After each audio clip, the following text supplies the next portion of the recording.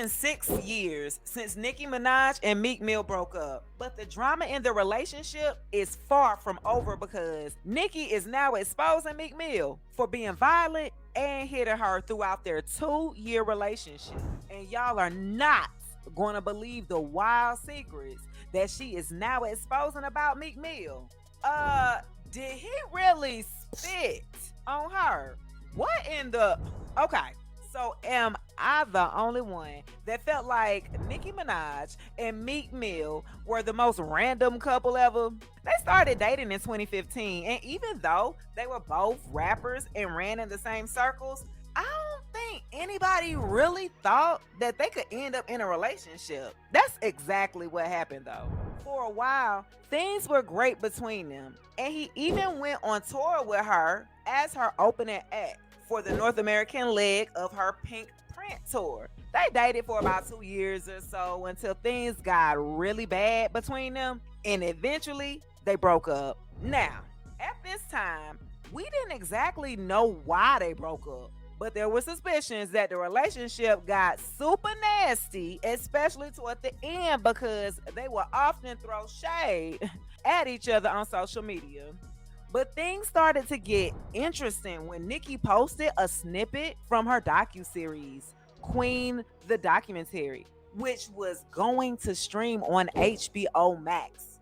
The snippet was less than a minute long, and it was obvious that Nicki posted that part specifically because it carried so much weight and meaning, and it showed a part of her that we don't get to see all too often. I remember when my mother would let my father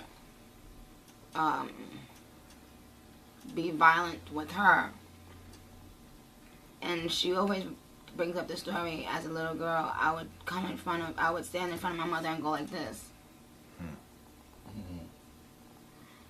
And I vowed, like, that's why I'm, like, maybe some people would describe me as abrasive or bitchy or whatever, because I vowed from that age, no man would ever abuse me, call me out my name, treat me like that. And then all of a sudden, that was my life. She got super emotional when talking about it, and we could tell that it was something that was difficult for her to talk about. She was sharing her story, but she didn't mention any names. Neither did she call anybody out in the snippet for being the man who put hands on her and was violent towards her. She didn't even give a timeline or a time frame of when she was with this man who hurt her. And she also didn't give any hints regarding his identity or anything like that. So there was no way for people to narrow down who this man was, right? But y'all know the wild thing about this is that not long after the docuseries was announced and Nicki posted that clip, Meek Mill sends Nicki a cease and desist letter about the docuseries, basically telling her to keep his name out her mouth. This was interesting because she was with Safari Samuels for about 14 years or so before she even started dating Meek Mill. After her breakup with Meek, she went on a date with Nas for about a year before they broke up. So it could have been any of those three men, but Meek was the only one who got defensive and sent her a letter. So he basically shot himself in the foot by doing that because people found it sus that he was the only one of the exes to have such a strong reaction to Nicki's post. People started speculating that he could be the one Nicki was referring to, and soon old videos of them started resurfacing, like this one where he was clearly being mean to Nicki in public, and she looked kind of scared. Notice how she was smiling at first, but then he said something to her and she immediately looked down, and she obviously felt bad. This further led to more speculation that Meek could have been the one who was violent towards Nicki. Not just that, but he was constantly shading Nicki and dissing her. For example, when she got engaged to Kenneth Petty, he recorded a song dissing her. This shit beyond me. You was supposed to be my Beyonce, now you this nigga fiance? What? Fuck you action. He listened to you. What? This nigga with Balenciaga with bootcut jeans. It was all weird. But things came to a head in 2020. Nicki and Kenneth were shopping at a store when they ran into Meek. They got into a super heated argument that got so bad that Meek had to be escorted out of the store. But the drama didn't end there because Meek was caught liking a post by the Shade Room that was shading Nicki's husband. The post was shading Kenneth for dressing like a mannequin in the stove. Well, Nicki was done staying silent, and she took the Twitter to bash Meek, saying, "Trigger fingers turn to Twitter fingers. Bad built face obsessed with the queen." She continued, "He been tweeting about my man for a year now.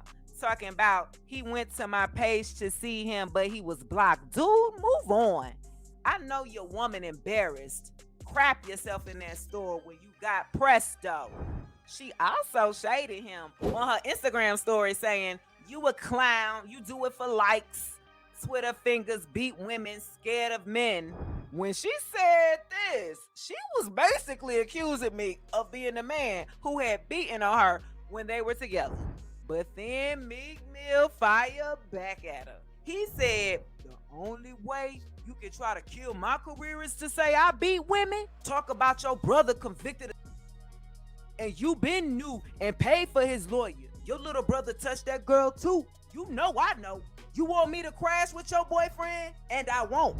We know that whenever anybody argues with Nicki, they always bring up her brother and husband.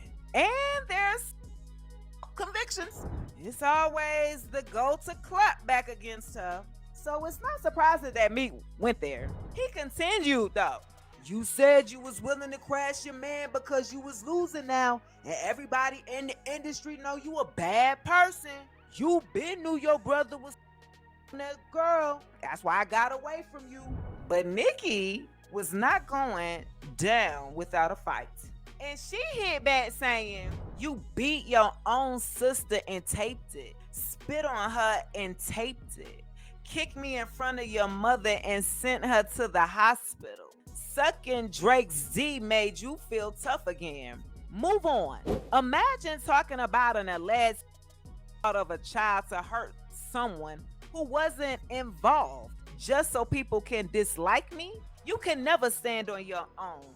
You won't tell people the mother is on tape asking me for $20 million to make the charges go away though. You was around, you know. See you soon. And that was how Nicki finally confirmed that Meek Mill was indeed the boyfriend who was beating on her. Meek then fired back, y'all, saying, "Surrounded by bad guys talking what? Stop playing. You picked a great time to be saying I ever put my hands on you. You full of hate, and the whole industry know you full of hate. And your bag getting low, so you want to destroy me?" He continued to say, "I can't believe y'all industry people let these people survive this long in the game, knowing they really nasty people and have a nasty upbringing. Everybody really know what's going on. I'm powerful, and I'm never scared to speak up. For clarification, I don't hit women, and I won't let my interviews be filled with questions about her or any situation to do with her. When I come out to do press for my new album, No Devil's Tricks, my girl is with me pregnant. Watching me tweet about my ex is very clownish. I'ma exit." Ooh. Now, this is a hot mess, and it sent the internet flames on fire because it's not every day that two rappers get involved in this type of mess and one of them gets exposed for being violent. But the thing is, a lot of people didn't believe Nicki and accused her of lying about her abuse.